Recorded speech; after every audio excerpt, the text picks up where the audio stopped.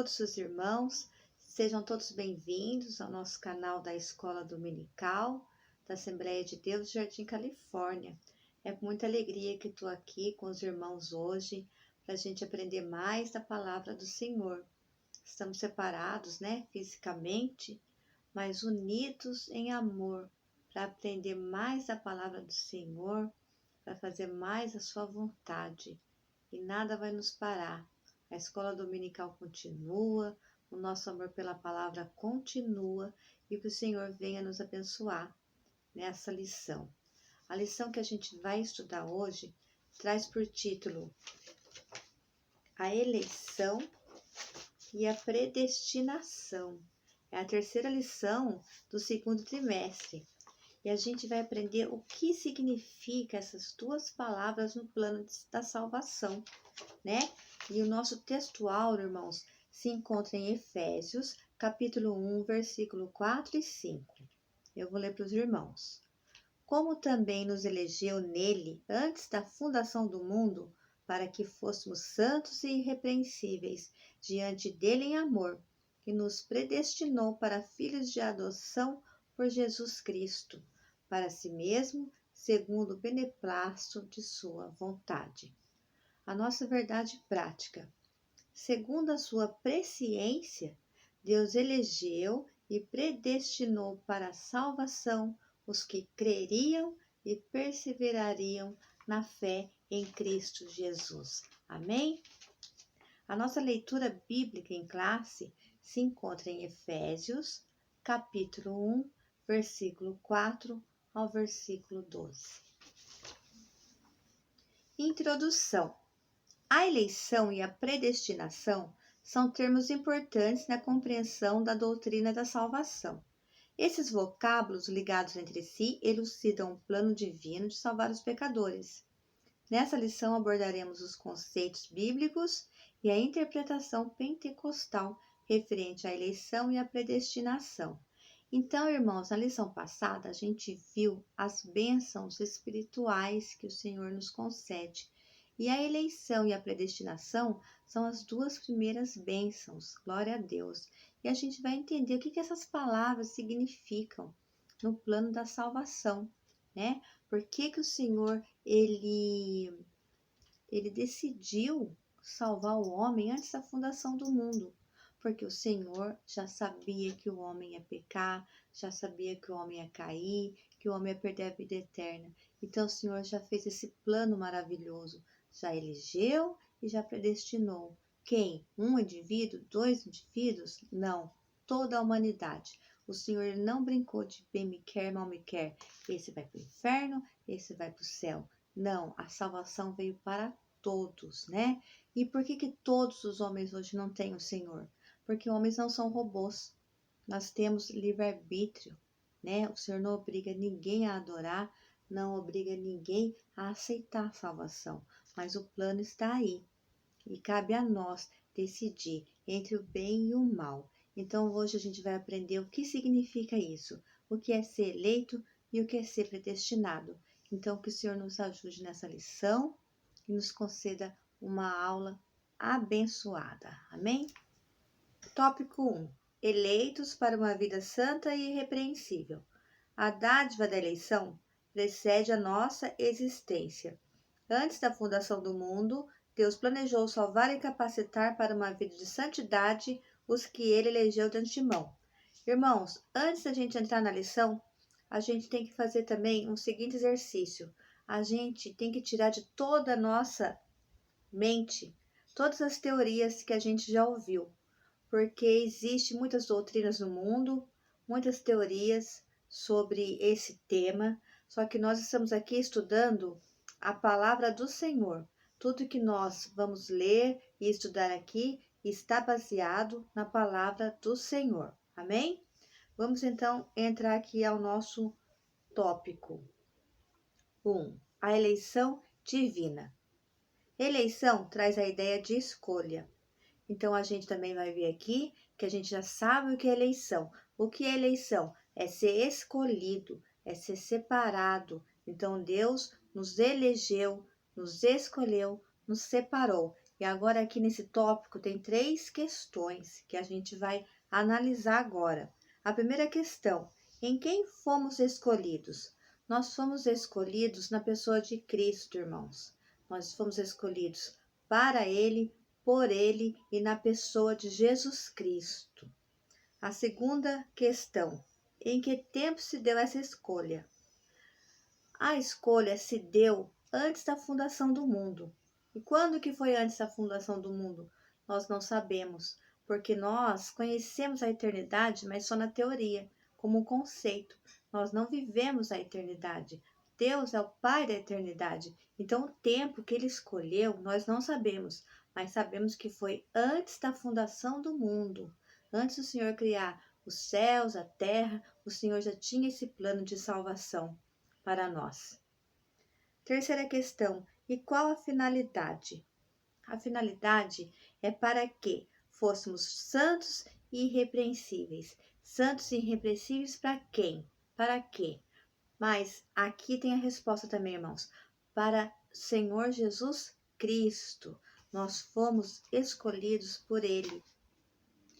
Vamos ler agora, irmãos, o subtópico 2. As condições da eleição. A Bíblia de Estudo Pentecostal ensina que a eleição para a salvação em Cristo é oferecida a todos e torna-se uma realidade para cada pessoa, de acordo com seu prévio arrependimento e fé. Então, irmãos, nós temos aqui uma condição da eleição. E essa condição, onde que ela foi estabelecida? Ela foi estabelecida ali no Calvário, né?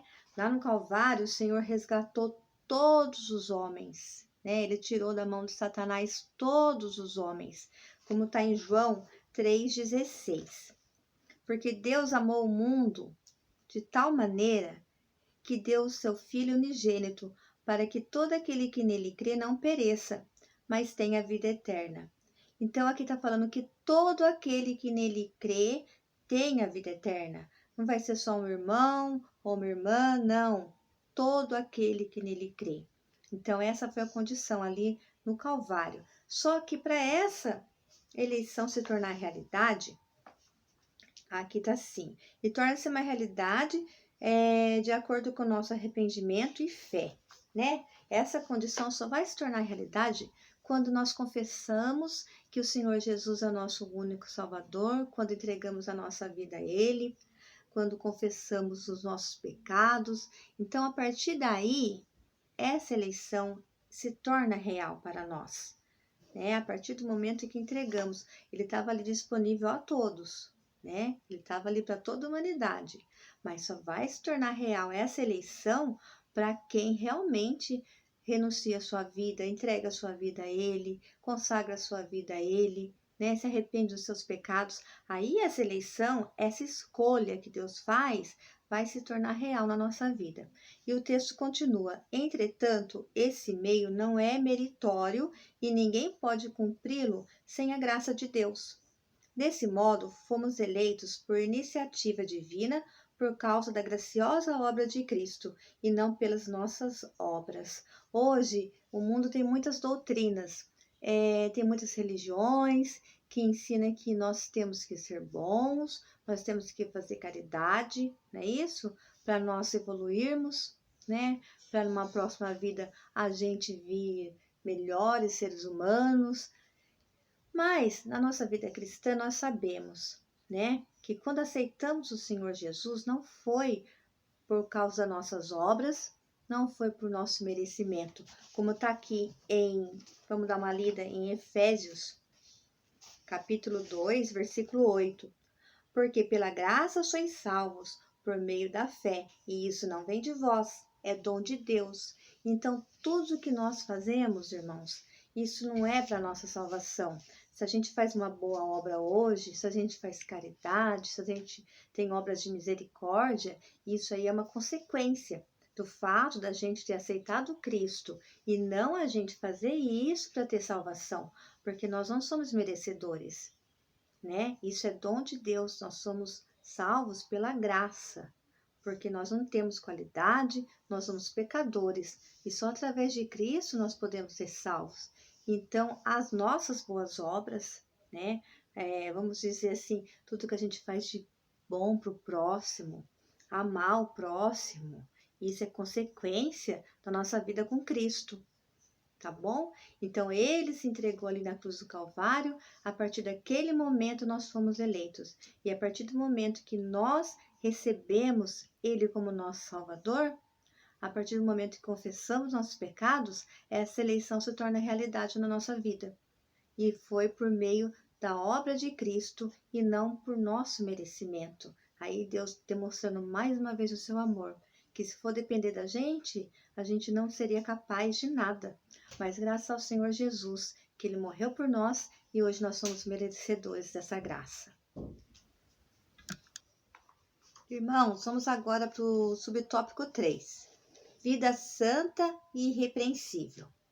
Paulo enfatiza que a eleição tem a finalidade específica de sermos santos e irrepreensíveis diante dele. Nesse aspecto, o vocábulo grego ágios significa santo, significa também separado do pecado. O adjetivo grego amomos, irrepreensível, expressa algo sem defeito ou inculpável. Os termos apontam para a santificação, isto é, o mais alto padrão ético e moral de vida para agradar a Deus que nos elegeu em Cristo. Amém? Então, irmãos, em Efésios, capítulo 1, versículo 4, diz assim: como também nos elegeu nele antes da fundação do mundo, para sermos santos e irrepreensíveis diante dele em amor. Então, Deus nos elegeu, ele nos predestinou para quê? Para termos uma vida santa, né? Então, nós, como igreja de Cristo, nós temos que ter essa vida santa, assim como Cristo é, né? A carta aos Efésios, irmãos, ela é uma carta que fala sobre a supremacia da igreja, como que uma igreja deve se comportar nesse mundo, para mostrar como que é grande o amor de Deus por ela, como que é a transformação, né, quando aceitamos o Senhor. Então, nós como igreja, nós temos que mostrar para esse mundo que Cristo transforma sim, que Cristo pega o pecador e transforma em uma outra pessoa, nova criatura. É isso que nós somos. Então, nós como igreja, nós temos sim que ter uma vida santa e irreparável. E muitos podem falar assim, mas como? Como podemos ser santos? Só o Senhor é santo, mas nós temos que ser imitadores de Cristo. Vamos ler 1 Pedro? Vamos ler 1 Pedro, capítulo 1, versículo 15 e 16. Pedro 15, 16, diz assim: mas sede vós também santos em todo o vosso procedimento, assim como é santo aquele que vos chamou. Pois está escrito, sereis santos, porque eu sou santo, né? Então, qual que é a ideia de eleição e predestinação, né? O que quer dizer isso? Quer dizer que nós, como igreja do Senhor, como escolhidos, como eleitos, como predestinados do Senhor, nós temos que ser separados para Cristo, separados do mundo, ter uma vida correta, uma vida moral, ética, totalmente correta perante esse mundo, porque nós somos espelhos de Cristo, né? Nós estamos aqui para ter a nossa vida como um testemunho, porque, como dizem, né, muita gente não vai pegar a Bíblia para ler. Muita gente nem vai chegar perto da Bíblia. O que é a Bíblia para essas pessoas? É a nossa vida, é o nosso testemunho. E muitos podem nos acusar e falar, nossa, mas você não fazia isso, você não fazia aquilo. Essa é a hora da gente mostrar que há transformação, que há arrependimento e vem a transformação. E isso é ser separado para Deus, isso é ter uma vida santa, uma vida irrepreensível perante o Senhor, né? Uma vida que agrada o Senhor, uma vida que é separada do mundo. Nós estamos no mundo, mas não somos do mundo. E isso é a ideia, né? E é onde que a gente pode fazer diferença? É em todo lugar. É na família, é no trabalho, é na escola, é cada dia se perguntando, eu estou agindo bem? tem um exercício muito bom também, assim, que diz o que Jesus faria no meu lugar. Será que Jesus faria isso? Será que Jesus responderia isso? Então, isso é um bom exercício para nós cristãos. O que Jesus faria no meu lugar? E a gente também se basear na Bíblia, tá? Tudo que a gente for falar, tudo que a gente for fazer, se basear na palavra de Deus e sendo imitadores de Cristo. Essa é a receita para a gente ser separado do mundo e para ter uma vida santa e irrepreensível até a volta do Senhor. Vamos agora ao subtópico 4. Vamos acabar aqui o tópico 1, tá bom? A nova vida dos eleitos. O tema é apresentado com exortações contra a velha conduta, tais como mentira, furto, palavras torpes, amargura, ira e cólera. E ainda severas advertências contra a fornicação, impureza, avareza e embriaguez. Aqui a gente vê que tudo isso aqui é característica de quem ainda não tem o Senhor Jesus, né? Verdadeiramente.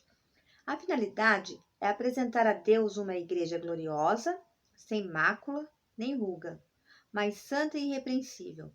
Não obstante, somente o Espírito Santo capacita o crente para esse novo estilo de vida.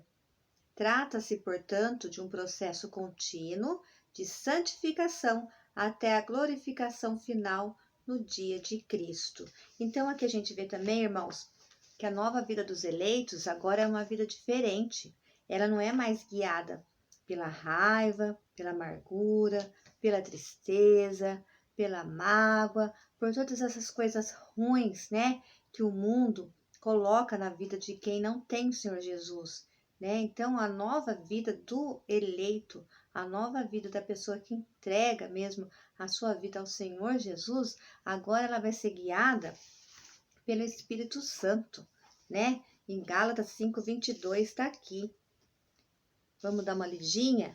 Mas o fruto do Espírito é, o que é? Amor, alegria, paz, paciência, benignidade, bondade, fidelidade, amabilidade e domínio próprio. Então, todas essas coisas, elas fazem parte agora da nova vida de quem aceitou o Senhor Jesus, de quem aceitou essa eleição, né? De quem falou para o Senhor: ok, Senhor, estou aqui, o Senhor me escolheu, a minha vida é sua. Então agora a gente tem um novo estilo de vida, amém? A gente não é mais guiado pelas tribulações do mundo, pelos sentimentos que o mundo traz à nossa vida, mas agora a gente é guiado pelo Espírito Santo de Deus, né? Nós somos protegidos e guiados. E a gente, sendo guiado pelo Espírito Santo de Deus, a gente também vai produzir frutos para o Senhor. Amém?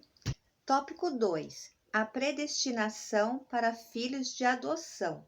A palavra predestinar mostra que o destino dos eleitos foi feito na eternidade.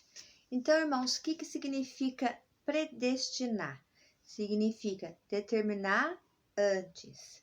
Então, o que o Senhor fez? O Senhor, além de separar o seu povo pela sua presciência, ele já sabia quem iria aceitar a salvação. Então, além de separar esse povo, ele também predestina o caminho que esse povo tem pela frente, né?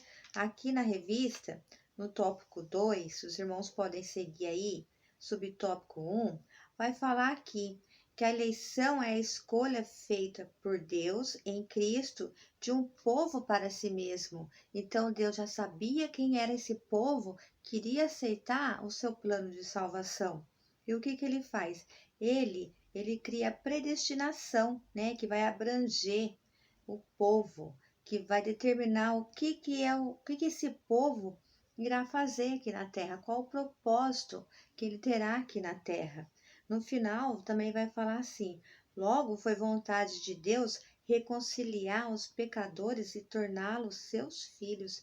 Então, o Senhor já sabia que o homem ia pecar, já conhecia também quem iria se arrepender, já conhecia eu, já conhecia você. Então, ele fez esse plano para nós. E agora nós temos um caminho aqui pré-determinado pelo Senhor. O Senhor já preparou as nossas veredas. Cabe a nós nos esforçarmos agora para cumprir o seu propósito, para chegarmos até o fim, para podermos ser chamados filhos de Deus. né? Glorificado seja o Senhor por isso. O nosso caminho, o meu caminho, o seu caminho já foi traçado pelo Senhor. Irmãos, vamos ao nosso subtópico 2. Filhos por adoção. Paulo é o único escritor no Novo Testamento que emprega o termo adoção. Essa prática não fazia parte do sistema legal judaico, mas era comum entre os romanos e perfeitamente conhecida entre os gregos. Então, Paulo, ele é o único escritor do Novo Testamento que vai usar essa palavra adoção. Paulo, ele era judeu por nascimento, mas tinha o título de cidadão romano. Então ele conhecia essa prática de adoção. E ele vai dizer, né, que foi agradável a Deus nos adotar. Por tão grande amor que ele tinha por nós, mesmo sem a gente merecer, o Senhor se sentiu prazeroso em nos chamar de filhos. E a gente só vai conseguir fazer o propósito de Deus, né, aqui na terra, se nós formos realmente filhos dele, se a gente tiver o status de filho, se nós formos da família de Deus, senão a gente não vai conseguir seguir esse caminho que o Senhor trilhou para nós, né? Então eu preciso lutar também. O Senhor me escolheu, o Senhor me elegeu, mas agora eu preciso lutar para manter esse nome, né? Esse nome que eu tenho a honra de carregar. Quantas vezes os irmãos vão a algum lugar ou entra num trabalho e alguém já vê o seu modo de agir, seu modo de vestir, seu modo de falar, né? E já fala assim, ih, aquele ali é crente, ih, aquele ali, né? Já fala assim, por quê? Porque nós carregamos também em nós, nas nossas atitudes, o nome do nosso Pai que é Deus. Ele nos adotou e agora nós carregamos, então temos que manter esse nome, temos que fazer parte da família de Deus, mas lutando cada dia para merecermos esse nome e essa confiança que Ele nos depositou. E agora, o que acontece? Nós temos também o privilégio de ter acesso às coisas que os outros filhos não têm.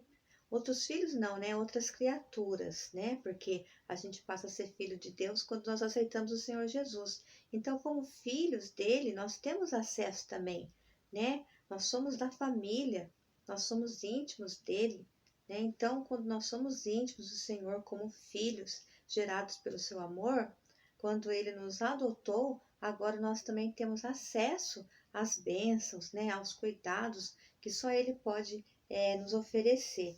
E isso é um privilégio para nós, né? Carregar o nome do Senhor, ter a certeza de que Ele nos adotou e agora a gente tem que fazer a nossa parte, o nosso propósito, né? Tem que ser cumprido aqui na terra, de fazer a vontade dEle e o nome de Deus e de Jesus ser glorificado. A gente vai agora ler o subtópico 3, os privilégios da adoção. Nós já vimos que nós fomos adotados, que o Senhor nos adotou e agora somos filhos dele. E agora a gente vai ver os privilégios. Os privilégios da adoção. Deus criou o ser humano para estar em comunhão com ele, mas o pecado rompeu com essa dádiva. Então, no plano do Senhor, a gente era para sermos seus filhos. A gente era para ser seus filhos, certo? Mas o pecado, a queda no Éden, nos fez nos afastar do Senhor. Então, ele fez um novo plano de salvação. Até aí entendemos. Mas esse plano de salvação também, nós temos que ver que não foi um plano B do Senhor. Ele não falou, nossa, e agora o que eu vou fazer? Não, foi isso. Ele já sabia, ele é onisciente. Ele sabe de tudo que vai acontecer. Ele sabe do nosso amanhã, ele sabe do nosso futuro. Ele sabia quem as pessoas que que ia aceitar ele e quem não ia. Então, ele já tinha esse plano determinado, ok? Fomos adotados por ele, já compreendemos isso. Aqui mais no meio da passagem aqui, da revista, vai falar, Deus predestinou as bênçãos de um novo nome e de uma nova imagem, a imagem de Cristo. E aqui que entra também o fato de nós nos mantermos santos e irrepreensíveis, porque agora a gente tem a imagem de quem? De Cristo. Nós somos espelho de Cristo. O Senhor tem que olhar para nós e ver a imagem do seu Filho. né, em nós. Então, aqui que entra a questão do santo e irrepreensível, porque nós somos a imagem de Cristo. Amém? Mais aqui para baixo da revista, se os irmãos acompanhar aí, vai falar também que nós somos herdeiros de Deus e co-herdeiros de Cristo. Amém? Então, esses são os privilégios. A gente carrega o nome do Senhor, a gente carrega a sua imagem e agora a gente também, nós somos herdeiros de Deus e co-herdeiros de Cristo. Mas agora, eu gostaria também de falar, dentro dessa lição, sobre essa questão de por que nós somos herdeiros de Cristo, né? E agora, já que Deus nos elegeu, a gente só vai receber privilégios? É isso que acontece? Eu vou mostrar para os irmãos aqui que não é bem isso. Nós temos que fazer a nossa parte, nós temos também que lutar aqui na terra para a gente ter direito a essa herança. Eu quero ler aqui em Gálatas 4, versículo 1. Contudo, afirmo que, durante todo o tempo em que o herdeiro é menor de idade, ele em nada é diferente de um escravo, mesmo sendo o dono de tudo. Então, aqui está falando que mesmo o herdeiro, né, ele sendo dono de tudo, se ele for menor de idade, ele não é dono de nada, ele é como um escravo. E o que isso tem a ver com a nossa vida espiritual? Se nós somos filhos de Deus, mas se somos como criancinhas, né? Tem um versículo também que fala que a gente não pode receber o alimento porque somos criancinhas, então temos que ficar só no leite. Então, como filhos de Deus, nós temos que crescer todo dia. Nós temos que comer a palavra. Nós temos que viver a palavra, sabe? Tem gente que fala, eu não sei nada, mas está aqui, está acessível. Hoje, graças a Deus, nós não estamos podendo ir nos templos, mas a nossa Bíblia está aqui na nossa casa. Vamos comer a palavra do Senhor para a gente poder crescer, para a gente poder ser um herdeiro que tenha direito às bênçãos do Pai, que tenha direito aos privilégios, porque senão a gente vai ser como criancinha, e criancinha não pode receber nada, não é mesmo? Então vamos, irmãos, já fomos eleitos. Agora o que a gente tem que fazer? Nós temos que fazer a vontade do Pai. E como que a gente faz a vontade do Pai? É crescendo cada dia na obra, na palavra, no amor dos irmãos, não é isso? Então vamos fazer a vontade do Pai, vamos ser santos, vamos ser irrepreensíveis, mas vamos crescer também. Amém? Irmãos, estamos chegando agora ao final da nossa lição. Vamos agora ao tópico 3. A sublimidade do propósito divino na predestinação. Predestinação e salvação. O soberano Deus não predestinou incondicionalmente pessoa alguma à condenação eterna, mas deseja que todos se arrependam e convertam-se de seus maus caminhos. Então, o Senhor, como a gente falou no começo, ele não escolheu você vai para o inferno, você vai para o céu.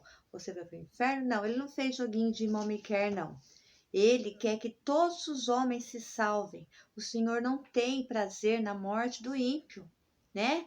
Ele não quer que todos, o inferno, ele não foi feito para homens. Já começa por aí. O inferno foi feito para Satanás e seus demônios ali, né? O inferno não foi feito para o ser humano. Deus criou o homem para viver eternamente com ele e não para ir para o inferno. Aí continua aqui. Portanto, não houve uma dupla predestinação em que Deus decretou e escolheu que uns vão para o céu e outros para o inferno. Amém? Então, o que aqui está dizendo para a gente? Que o Senhor tem dois caminhos. Cabe ao homem escolher entre o bem e o mal, né? O Senhor elege, o Senhor separa, mas nós temos que escolher o nosso destino. O Senhor vai nos ajudar. O caminho é difícil, a porta é estreita. É sim, é muito difícil, mas o Senhor está do nosso lado, né? E o que está nos esperando é muito mais do que os sofrimentos que a gente tem aqui nesse mundo. Então, o Senhor é maravilhoso. Ele não escolheu homens para ir para o inferno e para ir para o céu. Ele quer que todos se salvem. Subtópico 2, irmãos, o último subtópico. Predestinação e amor. Antes de Deus criar qualquer coisa, o seu plano de redimir a humanidade e de definir o destino dos crentes estava estabelecido. Então, antes da fundação do mundo, o nosso destino, os que aceitariam o Senhor, também os que não aceitam, né? Já está pré-definido, né, irmãos? Cada um vai fazer a sua escolha. Por consequente, a Bíblia mostra que a redenção divina não foi uma medida de emergência. Ao contrário, era o plano imutável do amor de Deus desde sempre. Então, Deus nunca se surpreende. Nada foge do controle de Deus. Nós somos surpreendidos. Nós somos surpreendidos a todo instante. A gente planeja fazer uma coisa amanhã, depois não dá certo. Olha que nós, quem diria que a gente ia estar aqui na nossa casa, sem poder sair, sem poder cultuar o Senhor no templo? Há uns 2 meses atrás, ninguém imaginava isso, mas o Senhor já sabia que isso ia acontecer e Ele está nos guardando. Então nada surpreende o Senhor, nada foge do controle do Senhor. Não tem por que a gente ficar com medo, porque antes do mundo existir, tudo estava no controle de Deus. Como é que agora a gente vai ficar se perguntando, né, o que vai acontecer amanhã, o que vai ser de mim? Por que a gente vai ter medo? Quando o medo vier, a gente tem que falar: o meu Deus tem o controle da minha vida. Eu não preciso ter medo, né? O medo não é de Deus. Nós temos que ter fé. Assim como aceitamos o Senhor Jesus com a nossa fé, a gente tem que ter essa fé também para prosseguir aqui na terra. Amém? E aqui vamos terminar aqui, que está escrito aqui no final. Não obstante, os que se achegam a Cristo não são coagidos, mas atraídos. O amor de Deus nos constrange, o amor de Deus nos atrai. O amor de Deus em Cristo Jesus é tão grande que não tem como a gente não querer esse amor na nossa vida, né? Satanás, ele cega o mundo, ele venda, né, os olhos de quem está no mundo, mas se essa pessoa se chegar ao Senhor, se arrepender dos seus pecados, não tem como a gente se afastar de Jesus mais, porque o amor dele é tão grande que nos abrange a nossa casa, abrange a nossa família, né? Cabe a nós tomarmos uma atitude e aceitar esse amor, e ele vai salvar a nossa família, né? E vai abranger todos ao nosso redor, né? É impossível a gente ficar estático perante o amor de Jesus, que é muito grande. Antes da gente nascer, ele já nos amava. Então, irmãos, vamos ficar com essa palavra, vamos ficar com essa fé firme no nosso Senhor. Amém? Que Deus abençoe a todos. Eu desejo que o Senhor Jesus dê muita saúde a todos, que guarde a casa de vocês, que guarde a sua família, que aumente o amor pela palavra e que em breve a gente vai estar se reunindo para aprender mais da palavra do Senhor. Amém? Se você gostou dessa aula, você deixa seu like aí no nosso canal, compartilha com a família, compartilha com os amigos. E você que não aceitou o Senhor Jesus ainda, aceite esse amor, faça essa escolha. A porta está aberta, seja mais um eleito, venha para a família de Deus. Então, que Deus abençoe a todos, em nome de Jesus.